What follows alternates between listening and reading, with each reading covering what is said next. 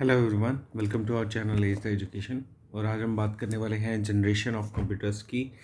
बिना किसी तामझाम के पहले हम स्टार्ट करते हैं और जनरेशन ऑफ कंप्यूटर को एब्स्ट्रैक्ट में समझेंगे कि क्या होता है, कितनी जनरेशन में ये डिवाइडेड है।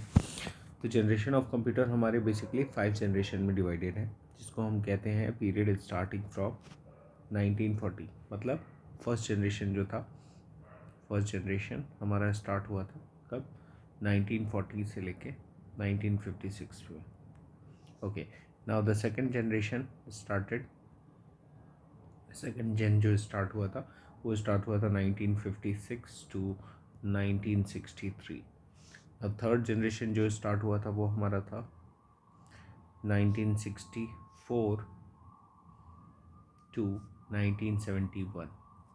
And last generation, second last generation, fourth generation जो था वो 1971 से 1985 कहा जाता है इसको, या हम इसको कह सकते हैं इसका प्रेजेंट में भी अभी यूज़ होता है, इसको हम प्रेजेंट भी कह सकते हैं। ठीक है, next fifth generation. This fifth generation is categorised for the year 1985 to now. Okay, now and beyond. ठीक है, तो इन जनरेशन को हमें समझने के लिए ये समझना पड़ेगा कि कितनी टेक्नोलॉजीज़ हम लोगों ने इसमें यूज़ की और क्या क्या इवोल्यूशन हुए। ठीक है, तो वन बाय वन करके हम लोग इसको समझेंगे। तो सबसे पहली बात करते हैं फर्स्ट जनरेशन की। ठीक है, तो फर्स्ट जनरेशन में हमारे पास जो टेक्नोलॉजी यूज़ हो रही थी वो थी वैक्यूम ट्यूब्स। ठीक है, समझने की कोशिश करेंगे वैक्यूम ट्यूब्स होता क्या है और किस तरह ये वर्क करता है।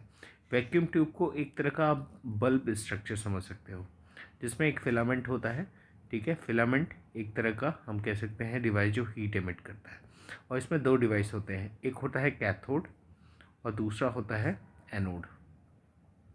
ठीक है, तो जब भी ये बल्ब हीट करता था तो क्या होता था, यहाँ पे इलेक्ट्रॉन एमिशन होते थे।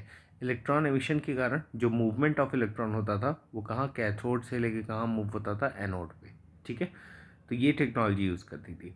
तो यहाँ पे बेसिकली हम कह सकते हैं स्पीड इसकी कितनी थी। सेकंड टर्म आता है स्पीड। स्पीड यहाँ पे 10⁻³ इसको हम कहते हैं मिली सेकेंड। ओके, मिली सेकेंड। दूसरी चीज़ इंपॉर्टेंट इसके अंदर आता है स्टोरेज डिवाइस। स्टोरेज डिवाइस इसके अंदर यूज़ होता था मैग्नेटिक ड्रम। मैग्नेटिक ड्रम को आप इस तरह समझ सकते हैं जैसे कि एक ड्रम है, उसके ऊपर एक मैग्नेटिक कोटिंग है। जैसे मैंने एक ड्रम बनाया और इसके ऊपर जो कोटिंग थी वो क्या थी, मैग्नेटिक कोटिंग थी।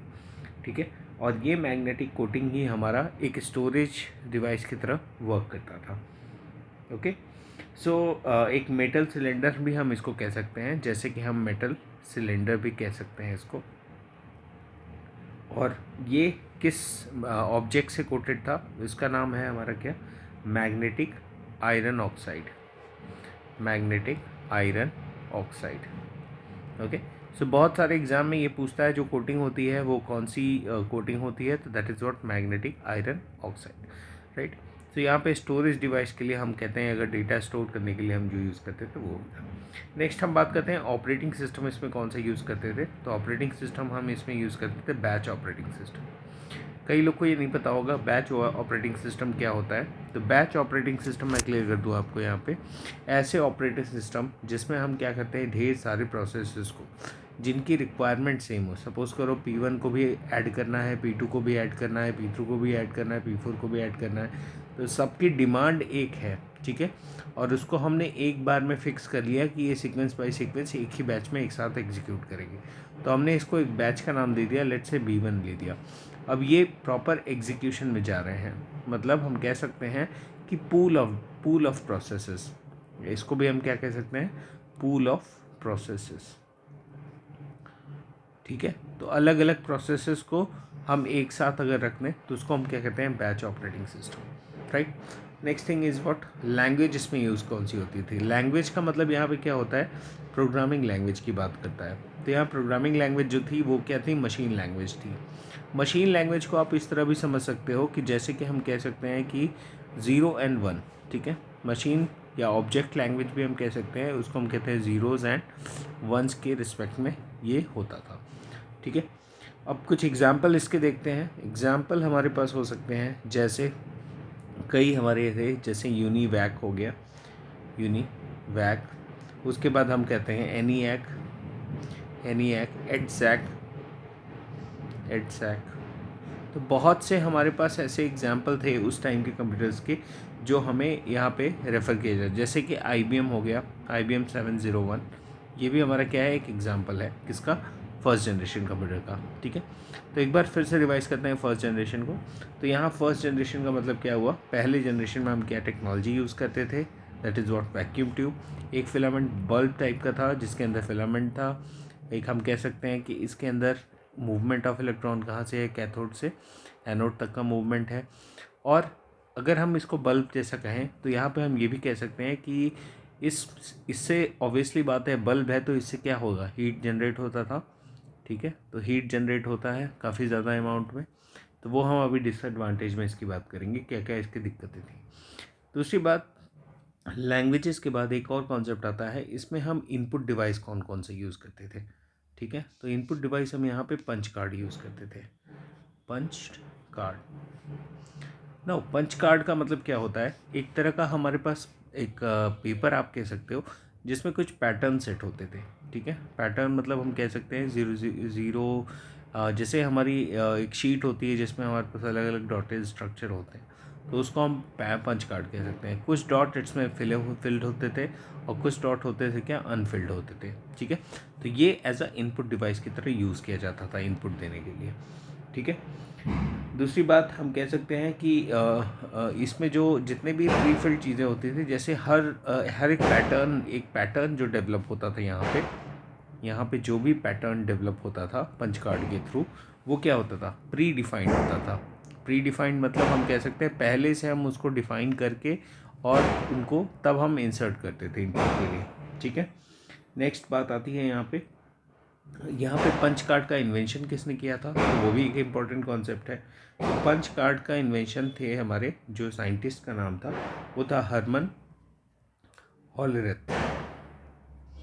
ओके, तो ये हमारे इन्वेंटर थे पंच कार्ड के लिए। तो ये बेसिक है, और इन्होंने ही कॉन्सेप्ट एक दिया था, जैसे कि कार्ड से रीडिंग जो थी वो इन्हीं ने दिया था, और उन्होंने एक कोड किया था, और उस कोड का नाम क्या होता है, read one card at a time.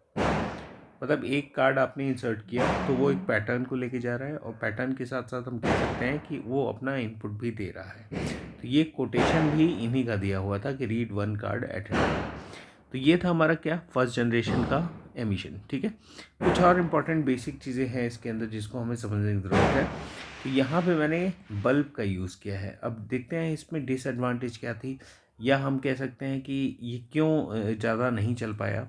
तो यहाँ पे हम देख रहे हैं कि हमारे पास जो ये वर्किंग है कैथोड और एनोड का, पहली बात तो इसमें पहली डिसएडवांटेज आती थी कि बहुत ज़्यादा एक्सेसिव हीट एमिशन होता था। ठीक है, हीट एमिशन, या हम कह सकते हैं, और दूसरी बात क्या था, ये लार्ज स्पेस ऑक्युपाई करता था। लार्ज स्पेस को आप इस तरह समझ सकते हो जैसे कि एक रूम का साइज़ हो गया, या हम कह सकते हैं कम्बिनेशन ऑफ रूम का साइज़ हो गया।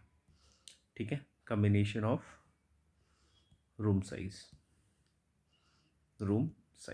ठीक है, तो बड़े बड़े स्पेसेस हमें इसके लिए ज़रूरत पड़ते थे, तो ये इसका डिसएडवांटेज होने लगा। तो इन लार्ज साइज़ का यूज़ करता था। दूसरी बात, यहाँ पे वैक्यूम ट्यूब की हेल्प से हम क्या करते थे, AC को DC में कन्वर्ट करते थे। ठीक है, ये भी इम्पॉर्टेंट पॉइंट है। अल्टरनेटिव करंट को हम किस में कन्वर्ट करते थे, डायरेक्ट करंट में। ठीक है, और तीसरी बात नेक्स्ट क्या हो गई, ये डायरेक्शनल जो होती थी इसके इलेक्ट्रॉन फ्लो की, वो डायरेक्शनल जो होती थी वो क्या होती थी, यूनी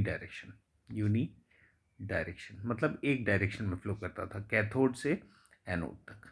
ठीक है, तो आई होप आपको ये फर्स्ट जनरेशन कॉन्सेप्ट क्लियर हो गया है। नेक्स्ट वीडियो में हम बात करेंगे what is the concept of the second generation. अभी हमने फर्स्ट जनरेशन देखा है, तो नेक्स्ट वीडियो में हम लोग second generation, then third generation, then fourth generation देखेंगे। तो इसी से मैक्सिमम क्वेश्चन आते हैं, इसके कॉन्सेप्ट से मैक्सिमम क्वेश्चन आते हैं। साथ ही साथ इसका एब्रीवेशन भी पूछा जाता है, एनिएक का एब्रीवेशन, एडसैक का एब्रीवेशन, IBM का एब्रीवेशन। ठीक है, तो डिस्कस करेंगे इसका एब्रीवेशन भी in the next coming videos. Thank you so much for watching. I hope आपको मैक्सिमम चीज़ों के आंसर यहाँ से मिल गए हैं। Thank you.